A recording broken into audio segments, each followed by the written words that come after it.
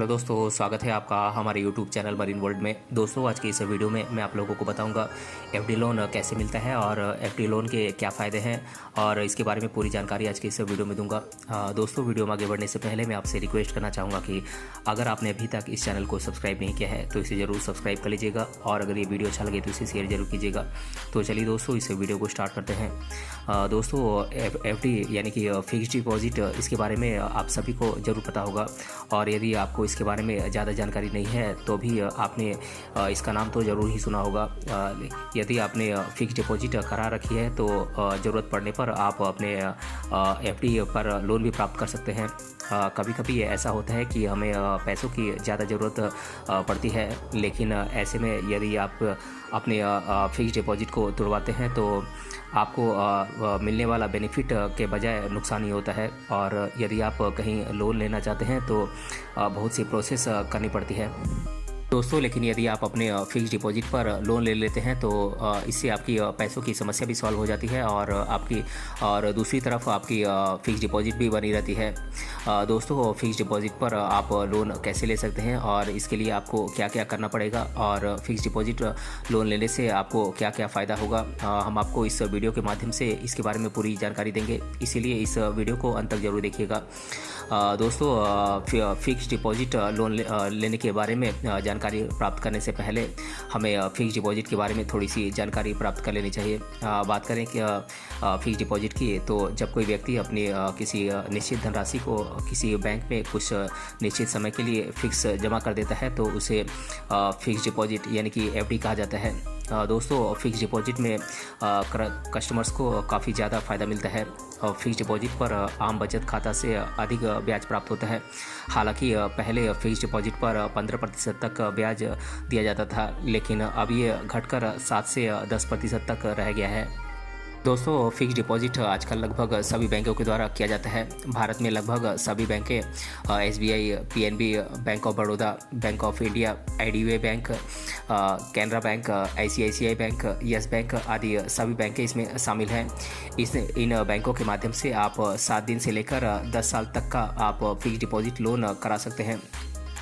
दोस्तों, यदि आपने अपना किसी बैंक में अपना फिक्स्ड डिपॉजिट करा रखा है तो आप अपने फिक्स्ड डिपॉजिट पर लोन प्राप्त कर सकते हैं। दोस्तों, बात करें फिक्स्ड डिपॉजिट पर लोन प्राप्त करने के फ़ायदों की, तो यदि आप अपने फिक्स्ड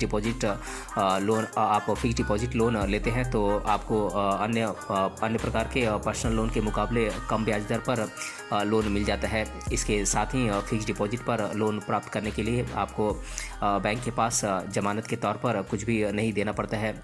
जमानत के तौर पर आपकी एफडी रखी जाती है, इसीलिए इस लोन पर आपको बहुत कम ब्याज दर देना होता है। बात करें ब्याज दर की, तो आमतौर पर बैंक जितना ब्याज आपको आपकी एफडी पर प्रदान करते हैं वो उससे 1 या 2% अधिक ब्याज पर आपको लोन प्रदान करते हैं। दोस्तों, मान लीजिए आपको पैसे की ज़रूरत है तो आप अपने फिक्स्ड डिपॉजिट को तुड़वाते हैं, इससे आपको आपका ही नुकसान होता है। लेकिन यदि आप अपने फिक्स्ड डिपॉजिट पर लोन ले लेते हैं तो इससे आपकी फिक्स्ड डिपॉजिट भी बनी रहती है और आपके पैसों की समस्या भी हल हो जाती है। दोस्तों, फिक्स्ड डिपॉजिट के विपरीत यदि आप पर्सनल लोन प्राप्त करना चाहते हैं तो आपको बहुत सी प्रोसेस से गुजरना पड़ता है। यदि आप फिक्स्ड डिपॉजिट पर लोन लेते हैं तो वह आपको बहुत ही कम समय और आसान सी प्रक्रिया से आपको प्राप्त हो जाता है और पर्सनल लोन की अपेक्षा लोन प्राप्त करने में प्रोसेसिंग शुल्क भी बहुत कम लगता है और इसकी मंजूरी भी बहुत जल्दी मिल जाती है।